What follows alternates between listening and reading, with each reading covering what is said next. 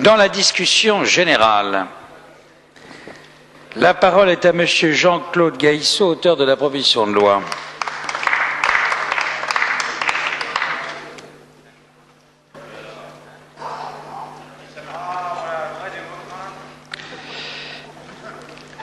Monsieur le Président, Monsieur le Ministre, Mesdames et Messieurs, j'ai beaucoup entendu ce soir de propos anticommunistes qui témoignent que les forces les plus racistes sont les plus outrancièrement anticommunistes dans ce pays.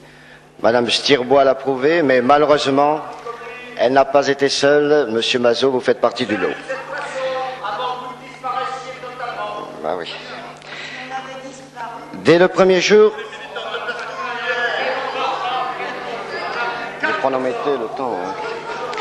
Dès le premier jour de la présente législature, il y a donc près de 2 ans, notre groupe a tenu à déposer une proposition de loi tendant à réprimer tout acte raciste, antisémite ou xénophobe. Notre raison d'être, en effet, c'est d'agir pour une civilisation plus humaine, fondée sur la liberté. Monsieur, je suis élu du suffrage universel, tous mes collègues du groupe communiste également, et je vous fais remarquer que le Parti communiste français n'a pas du sang sur les mains, lui, n'a jamais levé une main contre une liberté. Vous ne pouvez pas en dire autant, vous, monsieur Pandreau, qui avez fait des charters. Alors, je vous en prie, le Parti communiste français a été appelé le parti des fusillés, parce qu'il s'est levé contre les nazis que certains ici soutiennent. Voilà notre raison d'être, en effet, d'agir pour une civilisation plus humaine, fondée sur la liberté, la solidarité et le respect mutuel. Nous nous félicitons donc que cette proposition de loi que nous avons soumise à la réflexion des associations concernées vienne aujourd'hui en discussion. Il faudrait vous entendre. Vous dites d'un côté que les Maghrébins sont avec nous, que maintenant que vous nous les écrasons. Il ne s'agit pas, on le voit, d'un débat improvisé. Le mépris, les discriminations, l'oppression nous révoltent, comme ils révoltent des millions de démocrates, de gens de cœur, de jeunes attachés aux valeurs de progrès et de justice. Le Parti communiste français, toute son histoire, depuis sa fondation, et chacun de ses actes le montre, lutte de façon intransigeante contre le racisme sous toutes ses formes, contre tout ce qui contribue à la banaliser. Mais nous considérons qu'en cette matière, comme dans d'autres, il n'y a ni monopole, ni chasse gardée. C'est pourquoi, nous aussi, dans le respect des différences de chacun et quelles que soient les convictions des uns et des autres, nous soutenons activement toute initiative visant à mettre en lumière la nocivité des préjugés racistes et à les combattre sévèrement. Il y a donc cette dimension permanente de notre action qui fait du racisme, de l'antisémitisme et de la xénophobie des ennemis fondamentaux. Et il y a également cette autre raison qui tient au développement actuel de la situation. Il nous faut bien, hélas, le constater, le racisme s'étend, gagne du terrain dans notre pays. Le rapport de la Commission nationale consultative des droits de l'homme le confirme. La recrudescence du racisme ces dernières années, ces derniers mois est inquiétante et révoltante. Elle doit nous mobiliser. Fermer les yeux, considérer qu'il s'agit d'un phénomène passager, reviendrait en quelque sorte à se rendre coupable de non-assistance à peuple et à personne en danger. La multiplication des crimes racistes montre jusqu'à quelle extrémité peut conduire le poison du racisme. Le Parlement français se doit de participer au combat avec la plus grande vigueur face à cette dérive dangereuse pour la démocratie et les droits de l'homme. Un sursaut est nécessaire. Bien sûr, pour battre durablement le racisme, il convient d'agir efficacement contre les causes mêmes qui le nourrissent. Elles tiennent à la crise de la société, à la pauvreté, aux exclusions, à la précarisation, à l'urbanisation ségrégative qui plonge les familles populaires dans la malvie. Elles constituent le terreau fertile dans lequel le chien-dent de toutes les démagogies, des appels à la haine et à la violence plonge ses racines. Il est donc évident que la proposition de loi actuelle ne suffira pas à extirper le racisme. L'aggravation des inégalités que tout le monde peut constater est un facteur d'accroissement des tensions, des divisions et du racisme. Mais ces inégalités, pas plus que le chômage ou les ghettos, ne sont fatales. Ils sont la conséquence de politiques, de choix délibérés. Avoir conscience de cette réalité ne nous conduit ni à attendre l'arme au pied les changements de politique, de pouvoir, de société, ni à considérer qu'on ne peut rien faire contre le racisme et ses causes. Il y a au contraire beaucoup à faire et c'est possible dès aujourd'hui. La France, qui vient de célébrer le bicentenaire de la Révolution française, a de ce point de vue aussi des devoirs particuliers et des atouts indiscutables. Depuis Montaigne et la Boétie, depuis Montesquieu, Voltaire et Rousseau qui combattirent la traite des Noirs, depuis ce jour du 15 février 1792 où la Convention abolit l'esclavage et les distinctions de couleur entre citoyens français, depuis l'action résolue d'Émile Zola contre l'antisémitisme à propos de l'affaire Dreyfus, le refus du racisme et de la xénophobie a façonné tous les combats progressistes de notre peuple. L'histoire du mouvement ouvrier français est à cet égard significative. C'est dans les entreprises et les établissements que le racisme s'est heurté avec le plus de vigueur à la volonté d'union et de solidarité. Les tentatives de division impulsées par le patronat pour régner et surexploiter plus aisément, l'appel à une main-d'œuvre immigrée sous-payée, l'organisation de la venue clandestine et massive de travailleurs immigrés contre laquelle nous nous sommes toujours prononcés, n'avaient d'autre but que de permettre de substantiels profits. En ne tombant pas dans le piège du racisme, la classe ouvrière française a contribué efficacement à le combattre. Mais ce piège existe toujours. Il implique vigilance et détermination. Comme on le sait, les idées d'extrême droite, visant à rendre l'immigré responsable, bouc émissaire de tous nos maux, se développent dangereusement. Alors qu'on ferme les activités productives utiles, qu'on exporte des capitaux et les usines à l'étranger, le travailleur immigré serait coupable du chômage, c'est absurde. Alors que celui-ci paye ses cotisations sociales, ses impôts, participe à la création des richesses, alors que toutes les études sérieuses confirment son apport à la société, il serait responsable du déficit de la sécurité sociale. C'est faux. Ce qui est vrai, c'est que les travailleurs immigrés payent un lourd tribut. Chaque année, sur les 1000 morts tués en accident du travail, dans les entreprises et les chantiers, la moitié sont des immigrés. L'accusation contre les immigrés n'est pas une chose nouvelle. Déjà dans les années 30, le Parti communiste et la CGT s'étaient frontalement opposés aux campagnes à l'encontre des travailleurs d'Europe centrale notamment. À présent, ce sont les personnes d'origine maghrébine qui sont les premières victimes. Ceux qui seraient tentés de s'en accommoder prendraient une lourde responsabilité devant l'histoire. Outre que ce fléau est insupportable vis-à-vis de qui que ce soit, il est évident que le racisme anti-maghrébin nourrit à son tour l'antisémitisme et la xénophobie. Les récentes déclarations odieuses faites par le maire de Nice en portent témoignage. La mise en valeur active, par la promotion des idées d'extrême droite et de Le Pen, par la banalisation de ces théories ou par l'indulgence devant les propos, les actes ou les crimes racistes, condamne leurs auteurs. L'acceptation passive de tout cela, le laisser-faire sont également nocifs. Il s'agit donc à la fois de réprimer durement les actes, les propos et comportements racistes et de mobiliser plus largement les forces vives du pays et la jeunesse dans le combat pour la dignité humaine. Notre proposition de loi s'inscrit pleinement dans cette volonté. Le racisme n'est pas une opinion, c'est un délit. Les thèses qu'il sous-tend sont fausses, dangereuses, inhumaines, immorales, comme il est immoral, je pense, d'entendre, comme ce que nous avons entendu tout à l'heure, que le racisme et l'antiracisme, c'était en quelque sorte la même chose. Les hommes et les femmes de notre siècle sont instruits par l'expérience. Ils savent, et ils ne doivent pas oublier, que c'est au nom du racisme qu'ont été perpétrés les crimes les plus monstrueux de l'histoire, de la barbarie nazie au système d'apartheid en Afrique du Sud, en passant par le génocide des Arméniens et l'extermination des Indiens d'Amérique. Chaque fois, c'est au nom de la supériorité d'une race que des millions de vies humaines ont été anéanties.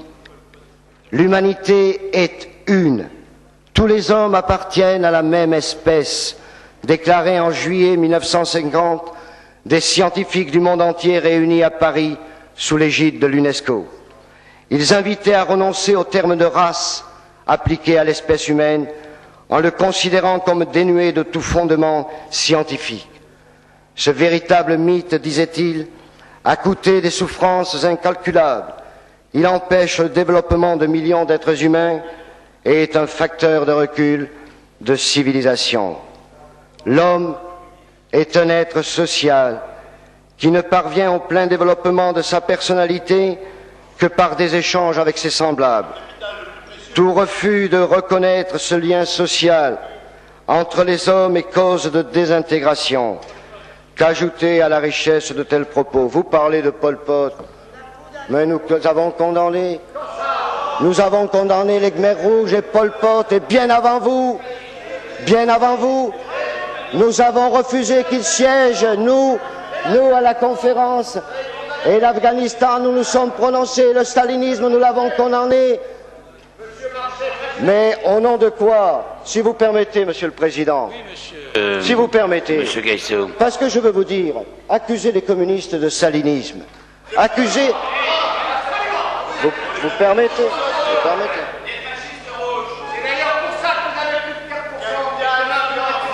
J'ai été élu, monsieur, avec 44% des voix au premier tour. Je vous en prie.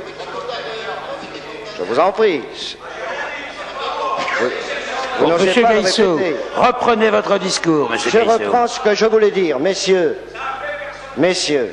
nous avons condamné le stalinisme. Et vous le savez.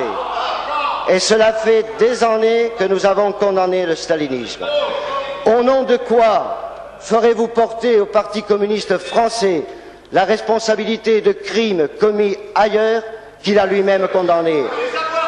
Est-ce qu'il vous arrive, monsieur, de condamner? Est-ce que vous condamneriez l'Église d'aujourd'hui sous prétexte que l'Église d'hier a fait l'Inquisition? Est-ce que vous condamneriez un homme politique qui a capitulé à Munich? Mais enfin, au nom de quelle morale? C'est du racisme anticommuniste que vous faites quand vous faites cela. Voilà. La France serait-elle le grand pays qu'elle est s'il fallait rejeter la France serait-elle le grand pays qu'elle est s'il fallait rejeter la création et l'apport d'hommes et de femmes comme Apollinaire, Curie, Offenbach, Modigliani, Zola, Picasso et de tant d'autres? Serait-elle ce qu'elle est si des centaines de milliers d'étrangers et nos frères pourtant n'avaient pris part au combat pour la liberté et la souveraineté de notre pays?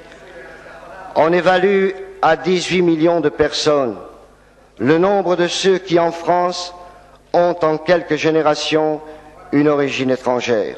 Faudrait-il les considérer comme en trop? Aurait-il fallu éliminer les équipes sportives des noms aussi prestigieux que Copa, Platini, Tigana ou Noah parce qu'eux-mêmes ou un des leurs ont un aïeul qui n'est pas né sur notre sol? Le rejet de l'autre, c'est aussi le reniement des apports d'autres cultures, d'autres peuples. Faudrait-il cesser d'apprendre l'algèbre parce qu'il a été inventé par Al-Khwarizmi, ou la physique contemporaine parce que c'est Einstein qui l'a fondée? Quelles idioties! Autant d'éléments qui justifient grandement de faire de la lutte contre le racisme une donnée essentielle du combat pour les droits de l'homme. Son urgence est soulignée par les développements actuels. Les discriminations à caractère raciste, les insultes, les menaces, les profanations de tombes, de monuments, les agressions, incendies criminels, attentats, crimes racistes se multiplient. Le nombre des forfaits racistes a été multiplié par 7 en 10 ans parce qu'un maire de droite refusait de loger chez lui des travailleurs immigrés. Voilà les raisons. C'est le maire de Saint-Maur qui avait fait ça. Et nous, les travailleurs immigrés, ils sont accueillis. Et ils ont été accueillis. Et vous le savez bien, c'est dans les municipalités à direction communiste qu'il y en a le plus. Alors que les municipalités de droite pratiquent un véritable racisme vis-à-vis des travailleurs immigrés. Ces derniers temps de pseudo-thèses universitaires dites révisionnistes, mais vous avez des charters, ont même osé nier la réalité des chambres à gaz, où 6 millions d'hommes, de femmes, d'enfants ont été exterminés. C'est odieux. Malgré l'existence de la loi de 1972, les délits racistes restent souvent impunis ou insuffisamment réprimés. Des théories racistes, des incitations au crime tendent à être assimilées à des idées comme les autres et leurs auteurs traités comme des interlocuteurs ordinaires, sinon privilégiés. Il est donc nécessaire de renforcer les moyens légaux et juridiques de lutte contre le racisme qui compléteraient de manière significative les textes existants. Il doit être réaffirmé avec la plus grande netteté que la République française interdit et condamne sur tous les territoires où elle a autorité le racisme, l'antisémitisme et la xénophobie, ainsi que tout agissement discriminatoire. C'est essentiel pour tous ceux qui vivent sur notre sol. L'égalité des chances et de traitement en matière d'emploi, de protection sociale, de droits culturels et de liberté doit être assurée. L'égalité des droits et des devoirs doit s'exercer dans tous les domaines de la vie sociale.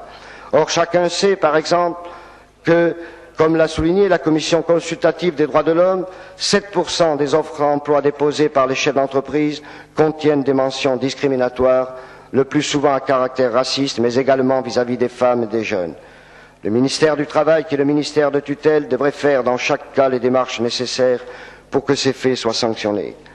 Je regrette que la Commission des lois n'ait pas retenu l'idée que lorsqu'un crime ou délit est inspiré de mobiles ou de, je dis bien crime ou délit, de mobiles ou de considérations racistes, antisémites ou xénophobes, cela devrait constituer des circonstances aggravantes. Il s'agit en la matière de reconnaître le caractère avilissant et odieux de tout acte raciste. Dans la même logique, notre proposition de loi prévoit que ceux qui auront porté atteinte à la mémoire ou à l'honneur des victimes de l'Holocauste nazi, en tentant de le nier ou d'en minimiser la portée, soient passibles de sanctions pénales. Pour être efficace, dans tous les cas, la sanction pénale ne doit pas seulement être certaine, elle doit être rapide. L'auteur d'un acte raciste, antisémite ou xénophobe doit être jugé sans délai, sinon il bénéficie d'une impunité de fait qui ne peut que l'encourager à récidiver. Le tribunal doit pouvoir faire insérer dans les diverses publications le jugement et les motifs de la condamnation. Le racisme n'est pas une opinion, il ne peut donc être l'expression d'une liberté. Il est l'ennemi, l'opposé absolu de toute liberté. En ce sens, nous souhaitons que la presse, qui tient légitimement à sa liberté, contribue à appliquer cette loi qui vise à préserver les droits les plus fondamentaux de la personne humaine. En l'occurrence, ce que nous voulons, ce n'est pas limiter, mais au contraire élargir le droit d'expression. Lorsque l'auteur de l'infraction est un élu, sa responsabilité politique et morale est particulièrement grave. C'est pourquoi il est légitime que le tribunal puisse décider la privation des droits civiques, du droit de vote et l'inéligibilité avec la possibilité de suspension du mandat. Enfin, les droits des associations de se porter partie civile doivent être élargis. Elles doivent également bénéficier du droit de réponse dans la presse et à la télévision. Nous proposons que chaque année soit organisée dans notre pays une journée d'information, de sensibilisation, de mobilisation en faveur de la lutte contre le racisme. Si nous avons proposé la date du 21 mars, c'est parce que l'ONU en a fait elle-même une journée mondiale de ce combat universel depuis le massacre de Sapperville perpétré à l'encontre d'une manifestation pacifique contre l'apartheid en 1960. Il est donc justifié que la France reconnaisse cette date comme celle de la lutte pour l'élimination de toutes les formes de discrimination raciale. La sensibilisation et la prévention constituent des moyens de première importance pour créer les conditions permettant d'aboutir au rejet par chacun et en conscience de l'aberration du racisme. L'école devrait être, de ce point de vue, le premier lieu où s'apprend le respect de l'autre et la tolérance qui passe par la connaissance des autres cultures et de l'histoire. Les médias ont un rôle également à jouer. La création d'œuvres audiovisuelles de qualité peut aussi y contribuer et doit être encouragée. Je l'ai dit en commençant, un texte de loi sur le racisme, aussi complet soit-il, ne saurait à lui seul en extirper les racines. Il faut donc s'attaquer par des mesures concrètes à toutes les causes économiques et sociales à partir desquelles ces idées dangereuses et rétrogrades sont développées. L'aggravation des injustices, l'absence d'avenir pour les enfants, la misère et le chômage, la pérennisation des ghettos alimentent les divisions, les tensions et l'idée fausse de concurrence entre Français et immigrés. Les marchands de sommeil, tous ceux qui utilisent la main-d'œuvre clandestine, Ceux qui surexploitent les étrangers doivent être punis. Une politique de justice sociale, de croissance, accompagnée de plein emploi et de logements sociaux sans ghetto, de lutte contre l'échec scolaire est indispensable pour progresser dans la voie de la solidarité et de la fraternité entre les hommes. Dans le même esprit, nous avons proposé que les immigrés puissent bénéficier du droit de vote et de l'éligibilité pour les élections locales, européennes et prud'homales. De la même manière, il faut mettre fin au pillage des ressources des pays du tiers-monde et fonder de nouvelles coopérations sur l'annulation de la dette et des moyens d'investissement pour aider ces pays à sortir de la misère. Sur tous ces terrains, je n'ai pas besoin d'insister pour vous dire que le groupe communiste à l'Assemblée nationale, le Parti communiste français plus généralement, poursuivra inlassablement son action. La lutte contre le racisme, l'antisémitisme et la xénophobie pour l'égalité et la dignité nécessite une mobilisation de tous les instants, la participation du plus grand nombre de citoyens et d'organisations. Je souhaite donc que la proposition de loi d'aujourd'hui contribue à la liberté de tous dans le respect des différences et parce que la lutte contre le racisme est une grande cause nationale, je souhaite qu'elle soit adoptée par tous les groupes de l'Assemblée nationale. Je vous remercie.